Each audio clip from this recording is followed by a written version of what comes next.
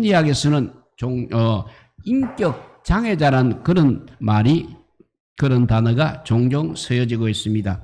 인격 장애자라는 것은 정신병자까지는 아니지만 정신과 인격 관리를 자문해서 큰 문제를 노출하고 있는 자를 말하고 있습니다. 이들은 외형적으로는 아무 장애가 없습니다. 지식도 있고 명예도 있고 주의도 있고 기술도 있고 돈도 있고 또 건강도 있습니다. 그러나 인격과 공동체성에 문제가 있는 것입니다. 그래서 이 병은 가장 치료하기 어려운 난치병이라고 합니다. 왜냐하면 대개 교만 때문에 생기고 또 교만하여서 스스로 병을 잘 인정하지 않기 때문에 그렇습니다. 그러면 누가 인격 장애자입니까? 사실 우리 모든 사람들이 다 인격 장애자라고 해도 과언이 아닙니다. 태초에 아담이 범죄하여 하나님의 영을 잃어버리면서부터 모든 사람들은 부분적으로 다 인격 장애자의 모습을 가지게 되었다는 사실입니다. 다만 경중, 가볍고 중한 차이가 있을 뿐인 것입니다. 인격 장애를 가진 사람들에게는 공통적인 또 정상이 있습니다. 그것은 내가 못한 것과 내가 진 것에 대해서는 지나치게 예민합니다. 그리고 또 실패와 잘못에 대해서도 역시 지나치게 비참하게 생각하고 집착한다는 것입니다. 그러니까 한마디로 이것을 실패에 여유가 없다는 것입니다. 사람이 성공만을 생각하면 아주 비참하게 되는 것입니다. 그러면 성공하지 못했을 때 얼마나 스트레스를 받겠습니까? 실패의 여유가 없는 사람에게 있는 특징이 있습니다. 그 특징은 하나의 문제에 인생의 전부를 걸고 있다는 것입니다. 그 문제가 부분적이고 일시적인 문제임에도 불구하고 그것이 깨어지게 되면 인생 모두가 다 무너진다고 생각하는 것입니다. 그처럼 하나의 문제를 극대화하여 그 문제에 자신의 전 인생의 성패를 걸게 되면 그 인생은 행복할 틈이 없는 것입니다. 특별히 입시철이 되게 되면 가끔 입시에 떨어져 자살하는 학생들이 생기게 됩니다. 입시가 자신의 인생의 전부라고 생각하기 때문인 것입니다. 물론 입시도 중요합니다. 사업도 중요합니다. 우정과 사랑도 중요합니다. 그렇지만 무엇보다도 중요한 것은 소중한 내 생명이라는 것입니다. 한 번의 실패에 온 생명을 다 걸고 사느냐 죽느냐 하고 고민할 필요까지는 없다는 것입니다. 이 길이 아니면 얼마든지 다른 길이 있다는 것입니다. 때로 주님께서는 시련을 통해서 더 좋은 길로 우리를 인도하는 경우가 많이 있는 것입니다. 우리가 실패를 대할 때 항상 여유를 가져야 하는 것입니다. 사람은 누구나 가정과 사업과 인간관계에서 실패할 수 있는 것입니다. 그처럼 실패는 할 수 있지만 실망까지 해서는 안 된다는 것입니다. 실패까지는 할 수 있습니다만 실망까지 해서는 안 된다는 것을 명심하시기 바랍니다. 실패했는데 그러면 어떻게 실망이 안 된다는 것입니까? 충분히 실망할 수 있습니다. 그러나 평소에 관심의 세계를 넓히시고 최선이 아니면 차선도 아니면 차차선의 선택을 할 수 있는 삶의 영역을 기르게 되면 된다는 것입니다. 가끔 가정에서 남편에 대한 실망을 잘하는 사람은 평소에 관심의 세계가 남편밖에 없기 때문에 그렇다고 합니다. 그것이 좋은 장점이 될 수도 있지만 오히려 큰 단점이 될 수도 있다는 것입니다. 관심의 세계가 남편 한 사람뿐이면 남편의 얼굴이 조금만 찌푸러져도 온 인생이 자기 인생이 무너지는 것 같은 것입니다. 그러므로 지혜롭게 관심의 영역을 넓힐 필요가 있다는 것입니다. 모든 것이 똑같습니다. 친구 관계에서도 어떤 친구만이 내 인생의 전부처럼 생각할 필요는 없는 것입니다. 그 친구가 아니면 다른 친구도 얼마든지 있습니다. 새로 또 친구를 사귀면 되는 것입니다. 한쪽 세계만 보게 되면 길이 막힐 때 길이 하나도 보이지 않습니다. 마찬가지로 절망적이지만 보는 세계가 넓혀지게 되면 무수한 길이 보이게 된다는 것입니다. 가끔 우리 기독교인 중에서도 주기적인 실망감에 사로잡히는 사람들이 있습니다. 특별히 만사 형통을 우리 기독교의 진리로 생각하면 실망할 수밖에 없는 것입니다.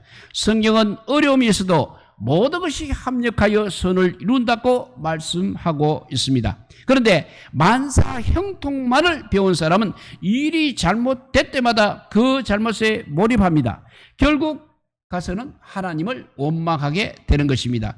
그래서 이렇게 말합니다. 하나님 너무하십니다. 너무 불공평하십니다. 왜 저의 기도는 안 들어주시고 축복을 주시지 않습니까? 이렇게 원망합니다. 원망하다가 결국은 죄책감에 빠지게 되는 것입니다.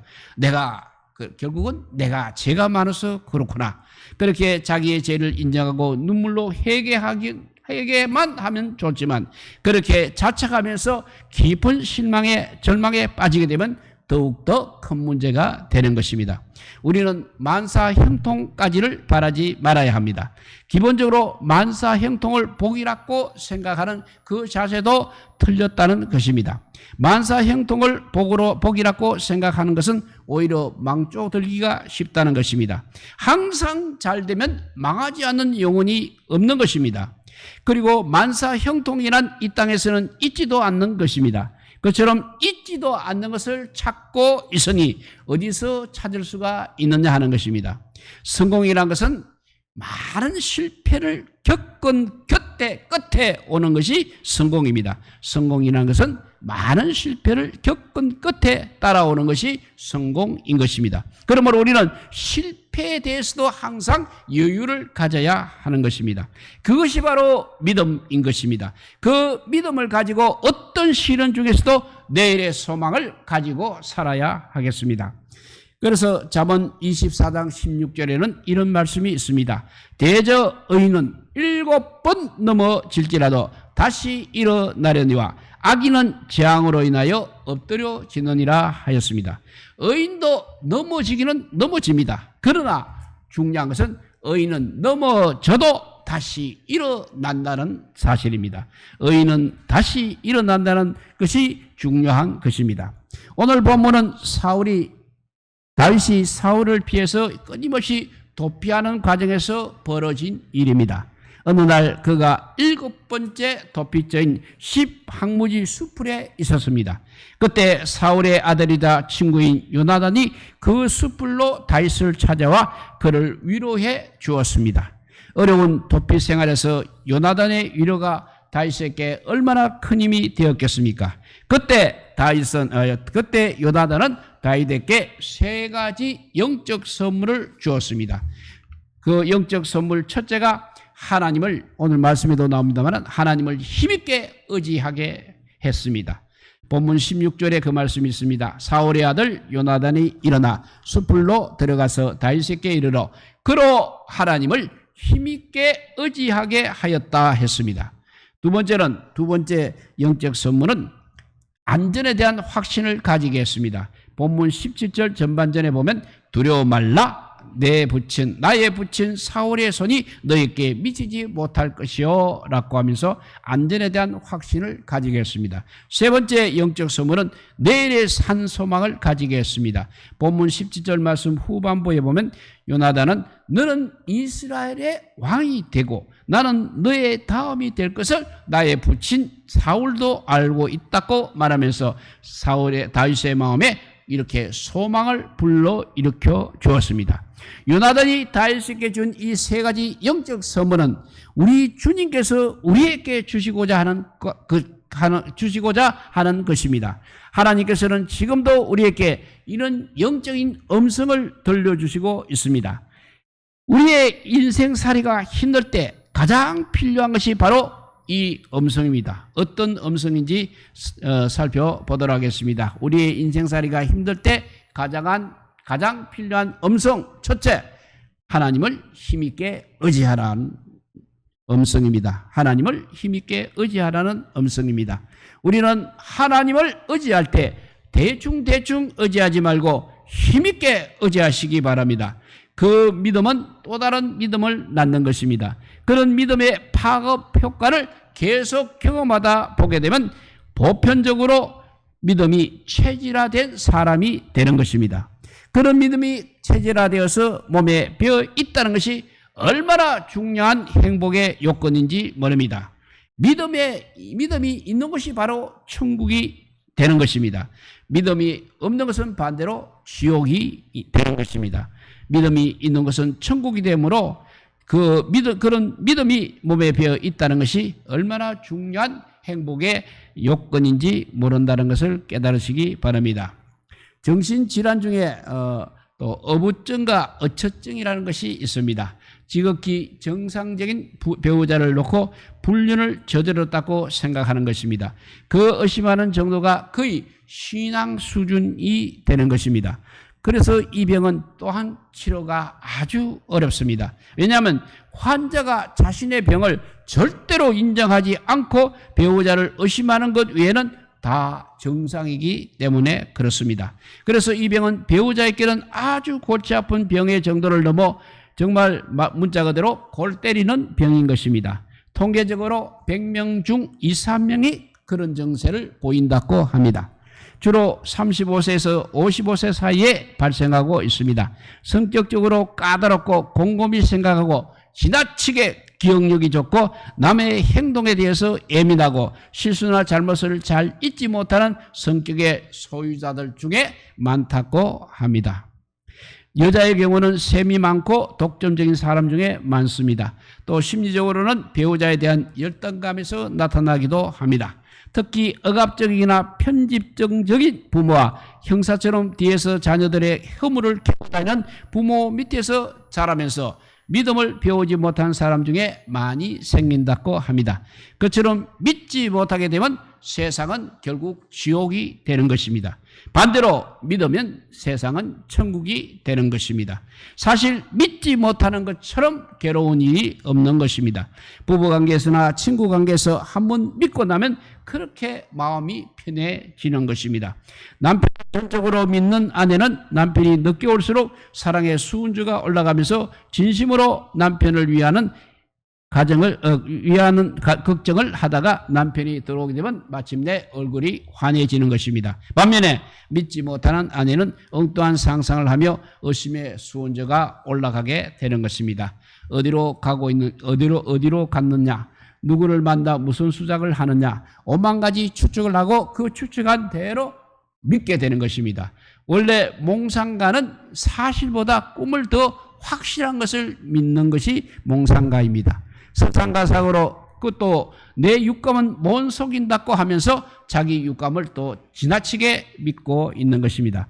그러다가 남편이 들어오면 아예 외면하거나 짜증부터 내는 것입니다. 얼마나 피곤하고 고통스러운 삶인 것입니까?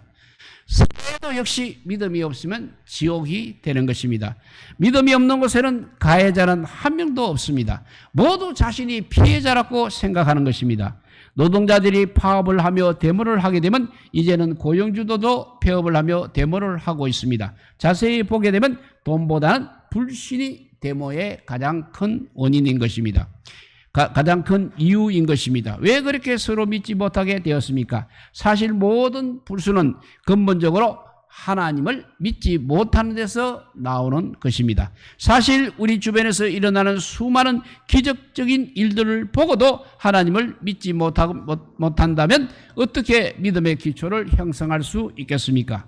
사람에게 가장 중요한 것은 뭐니 해도 하나님에 대한 믿음을 가지는 것입니다.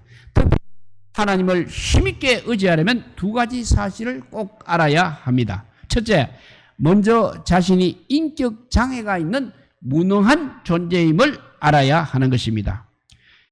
낮은 심령의 골짜기에 하나님의 은혜의 물이 고이는 것처럼 자신이 무능한 존재임을 깨닫는 바로 그 순간에 전능하신 하나님의 능력이 나타나게 될 것입니다.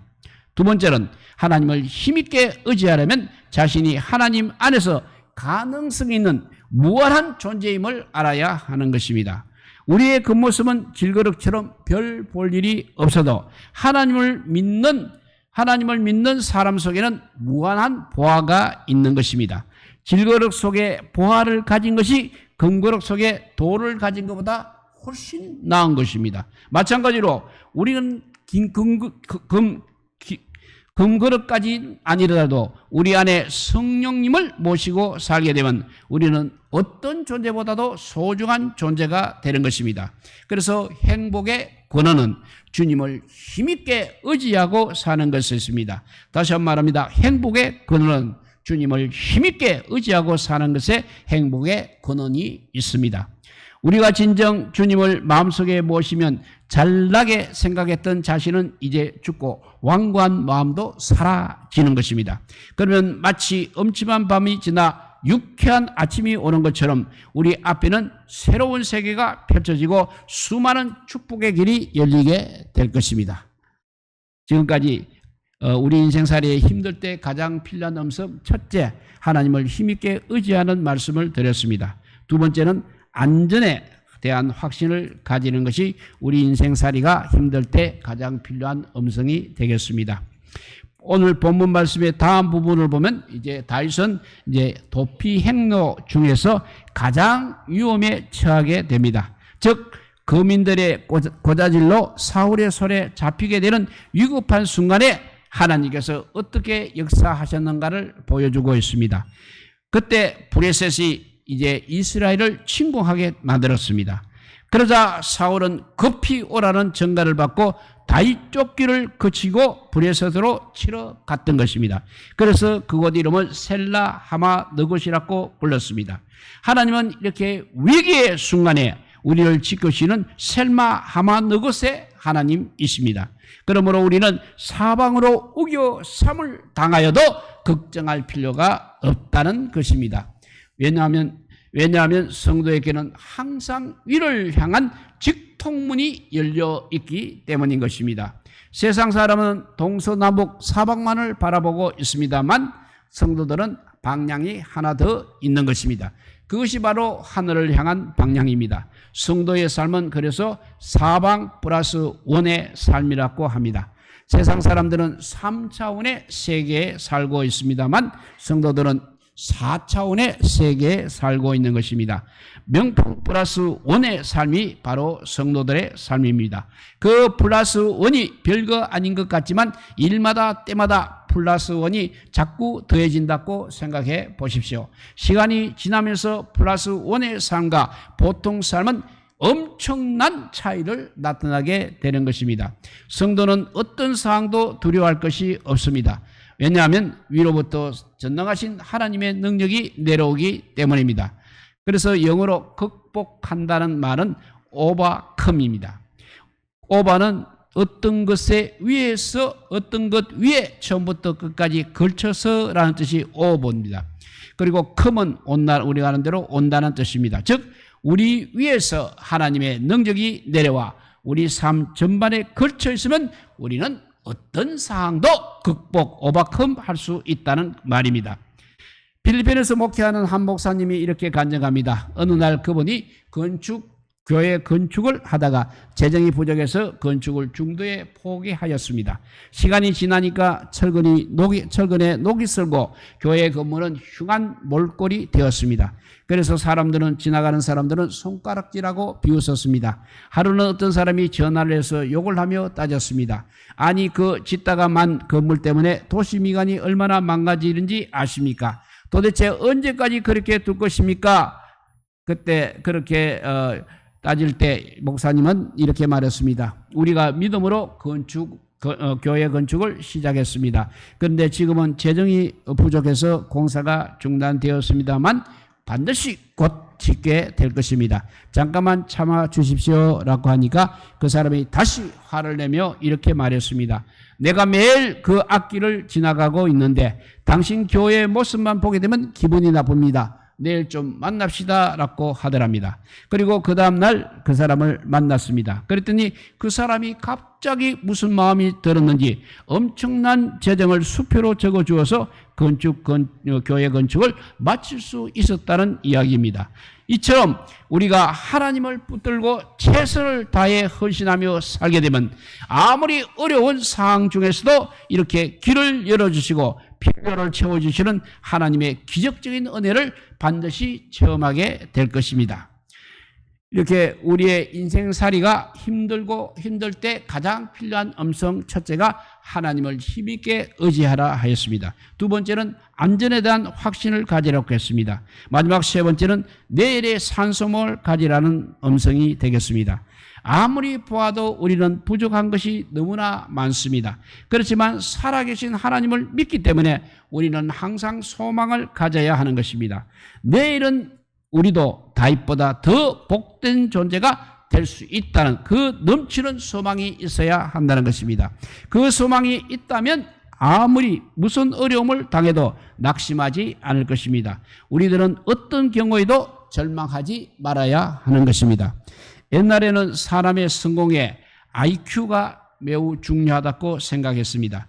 요새는 이제 조금 바뀌어서 EQ가 더 중요한 성공의 요소라고 그렇게 말하고 있습니다. 그런데 이제 어떤 분은 가장 중요한 성공의 요소는 OQ, 오버커밍 지수, 오버커밍 지수니까 어려운 일을 잘 극복하는 사람이 결국 성공한다는 것입니다. 지금 현대인들은 옛날 사람보다 훨씬 잘 살고 있습니다. 그런데도 절망 가운데 사는 사람들이 오히려 많아지고 있습니다. 무엇이 문제냐면 상대적 박탈감이 문제인 것입니다. 살다 보면 상대적 박탈감은 있지만 그 상대적 박탈감을 이길 수 있어야 하는 것입니다. 바보처럼 항상 남만 탓하고 있는 것은 우리 자신의 어리석음과 나약함을 정복시킬 뿐인 것입니다. 사람들은 가끔 어려울 때 주위의 사람들에 대한 배신감을 토로하기도 합니다. 그래서 우리는 주위에서 흔히 이런 소리를 너무나 많이 듣고 있습니다. 형제도 소용이 없다. 친구도 소용이 없다. 자식도 소용이 없다. 교회도 소용이 없다. 그러면서 아주 굉장한 진리를 발견한 것처럼 다음과 같이 열변을 토하는 분의 이야기를 듣게 됩니다. 사람은 믿을 것이 못 된다. 무엇이 그러면 문제입니까? 나를 실망시킨 그 사람이 문제입니까? 아닌 것입니다. 오히려 남을 소용의 대상으로 보고 있는 자신이 문제인 것입니다. 소용이란 말이 무엇이겠습니까? 적절할 때 이용한다는 것이 바로 소용이란 말입니다. 그처럼 적절할 때 이용하는 것이 형제입니까? 적절할 때 이용하려고 친구를 사귀었습니까? 적절할 때 이용하려고 교회를 다녔습니까? 그리고 적절할 때 이용하려고 자식을 키웠습니까? 그것이 아니라면 형제도 소용없다, 친구도 소용없다, 교회도 소용없다, 자식도 소용없다는 말을 상가할 필요가 있는 것입니다. 우리 사실 그런 말이 우리 자신의 입에서 나온 것 자체가 자기 중심적인 성향을 보여주는 아주 부끄러운 모습이라 할 수 있겠습니다. 우리는 친구에게 소용이 있는 친구가 될지언정 그 친구를 소용의 대상으로 삼으려고 하지 말아야 하는 것입니다. 우리는 교회에 소용이 되는 아름다운 성도가 될지언정 교회를 소용의 대상으로 삼는 아름답지 못한 성도가 되지 말아야 하는 것입니다. 어차피 우리는 사람이나 세상을 믿고 살고 있지는 않습니다. 그러므로 우리는 앞으로 누구는 소용없다는 그런 말을 최대한 피하시기 바랍니다. 그 말은 자기 자신의 수치를 보여주는 부끄러운 고백이기 때문입니다. 우리는 형제가 나를 외면해도 나는 형제가 좋다 이렇게 말해야 됩니다. 자기 입으로 형제를 불신하는 말을 해야 하는 자기 모습이 얼마나 비참한 모습입니까? 남편이 부끄러운 모습을 가지고 있어도 깊은 기도의 제목을 나누어야 하는 목회자 외에 일반 성도들 앞에서는 나는 남편이 정말 좋다 이렇게 말을 해야 하는 것입니다. 자기 남편을 깎아내리면서 아내가 올라가는 것은 절대 아닐 것입니다. 오히려 같이 깎일 수밖에 없는 것입니다. 친구가 나를 외면해도 마찬가지인 것입니다. 그 친구를 원망할 필요가 없는 것입니다. 내가 그 친구를 배반하지 않았다는 점이 중요한 것입니다. 우리는 어차피 친구를 믿고 사는 사람이 아니라 하나님을 믿고 사는 사람입니다. 그러므로 세상이 우리를 다 버린다 해도 우리는 사도 바울처럼 하나님을 믿고 전진하는 담대한 신앙을 가져야 하는 것입니다. 어떤 부부가 20년을 살다가 헤어졌습니다. 그동안 서로 끈끈한 사랑을 나누면서 잘 살던 사람이었습니다. 그런데 잠시의 갈등을 견디지 못하고 남편과 헤어진 후 만나는 사람마다 이렇게 말했습니다. 정말 남자는 믿을 것이 못 된다. 그렇게 말하면 정말 마음이 풀리는 것입니까? 더 비참하게 될 것입니다. 이왕 헤어졌으면 새롭게 내일을 향해 달려가야지 과거를 한탄하면서 비참해질 필요까지 없는 것입니다. 사실 20년 동안 살면서 좋았던 시절도 많이 있었을 것입니다. 그것만으로도 원수가 되지 않습니다. 현재 지금까지 수십 년 사랑하며 살아왔는데 지금에 와서 원수를 만난다면 내 인생의 거의 전체가 원수와 살았다는 것이 되는 것입니다. 그러면 누구보다도 자신이 비참해지는 것입니다. 사람은 누군가를 원수로 만들면 만들수록 결국 결과는 자신이 비참하게 되는 것입니다. 그 비참함을 어떻게 견디내겠습니까? 그러므로 용서해야 하는 것입니다. 원수 같은 그 사람을 위해서가 아니라 하나님의 목적을 가지고 이 땅에 태어난 지금까지 살아왔던 자기 자신을 위해서 그렇게 용서해야 하는 것입니다. 원수를 용서하게 되면 우리의 삶에 새로운 비약이 생깁니다. 놀랍고 새로운 새 세계가 우리 앞에 반드시 펼쳐질 것입니다. 우리가 이제까지 세상을 살면서 새삼 발견하는 한 가지 놀라운 사실이 있습니다. 그것은 사람에게 한 가지 흠문만 나오면 그걸로 완전히 그 사람을 매장시키는 경우가 많다는 것입니다. 그 사람에게 99가지 착한 것이 있었음에도 불구하고 한 가지 때문에 그 사람을 완전히 매장시키는 사람은 정말 불행한 사람인 것입니다. 사람은 이렇게 무섭습니다. 99가지 장점이 있어도 한 가지 잘못하게 되면 그걸로 끝나버린다는 것입니다. 그러나 우리 하나님은 그렇지 않으십니다. 하나님께서는 우리에게 99가지의 실수가 있음에도 불구하고 우리의 한 가지 장점을 보시고 99가지의 실수를 덮어주시는 분이십니다. 우리는 다른 사람에 대한 기대를 너무 쉽게 포기하지 말아야 하겠습니다. 다른 사람에게 한 가지 실수가 있어도 99가지의 바라볼 수 있어야 하는 것입니다. 그리고 이 시간 다시 한번 나는 누구로부터 버림을 당할지라도 먼저 버리지 않겠다. 이런 각오를 하시기 바랍니다. 직장이 비록 나를 버려도 수십 년 몸담은 그 직장에 대하여 배신감을 느끼지 마시기 바랍니다. 내가 거기 몸담은 수십 년의 생애를 소중히 알아야 하기 때문입니다. 사람이 배신한 것 같은 상황에서도 우리 하나님의 선한 섭리를 믿고 더 하나님을 찾게 되면 하나님께서는 반드시 더 새로운 좋은 길을 우리에게 열어주실 것입니다. 행복의 원인은 사람에게 있다는 환상도 역시 버려야 합니다. 행복의 원인은 왜냐하면 항상 우리 하나님께 있기 때문입니다. 그러므로 우리가 세상적으로 무엇을 잃어버려도 너무 절망할 필요가 없는 것입니다. 사실 무엇인가를 잃어버리고 그 상황을 극복해서 성공한 사람들이 많이 있습니다. 물론 무엇인가 일이 잘 안 풀리고 큰 고통을 당하게 되면 마음은 힘들고 또 상실감이 클 것입니다. 그러나 중요한 것 하나가 남아 있습니다. 여전히 우리 하나님은 살아 계신다는 사실입니다. 감사하게도 우리에게 하나님을 믿는 믿음이 있는 것입니다. 또한 그 믿음을 가진 나의 소중한 생명 역시 남아 있는 것입니다. 그렇다면 아직 더 중요한 것이 남아 있는 셈이 되는 것입니다. 그것이 바로 우리에게는 희망이, 그렇게 되면 희망이 있다는 것입니다.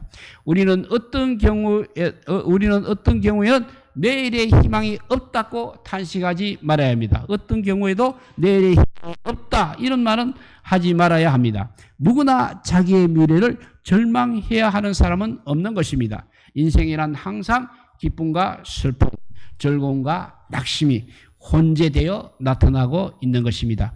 그 어떤 때는 우리가 기대하는 것보다 훨씬 더 일이 잘 될 수도 있고, 어떤 때는 우리가 기대하는 것보다 일이 더 실망스럽게 될 수도 있는 것입니다. 그런 모든 상황 속에서 무엇보다도 중요한 것은 변함없는 하나님을 믿는 믿음입니다. 하나님께서 우리를 도와주실 것이라는 확신인 것입니다. 그처럼 우리가 하나님을 힘있게 의지하고 어떤 경우에도 안전을 확신하고 내일의 산소망을 가지고 살아간다면 우리 하나님의 축복의 손길은 결코 우리를 떠나지 않을 것입니다. 지금 어려움이 있어도 어려움 후에는 반드시 큰 영광이 기다리고 있음을 깨달으시고 항상 주님 중심적으로, 하나님 중심적으로 더욱 충성하며 사는 우리 모두가 되시기를 주님의 이름으로 축복드립니다. 기도하겠습니다. 사랑의 하나님, 감사합니다. 어차피 이 세상을 살아가는 한평생입니다. 우리가 그래도 아버지 세상의 많은 사람들보다 나은 것 하나를 찾다면 그것은 하나님에 대한 믿음이 있다는 사실입니다. 이 믿음도 아무에게나 주어지는 믿음이 아니라는 것을 깨닫게 하여 주시옵소서. 그래서 마지막 한 가지 남은 희망, 믿음, 이걸 가지고 끝까지 견디내는 우리 모두가 되게 하여 주시고 주님 나라 가는 그날까지 우리가 다 포기할 수 있어도 하나님만은 믿음, 하나님에 대한 믿음만은 포기하지 않고 있게 되면 다음 세계가 아름답게 펼쳐질 것을 아버지여 기뻐하며 살아가며 소망하며 살아가는 우리 모두가 되게 하여 주시기를 간절히 빌고 원하올 때 우리 구주 예수 그리스도 이름으로 기도드리옵나이다. 아멘. 찬송가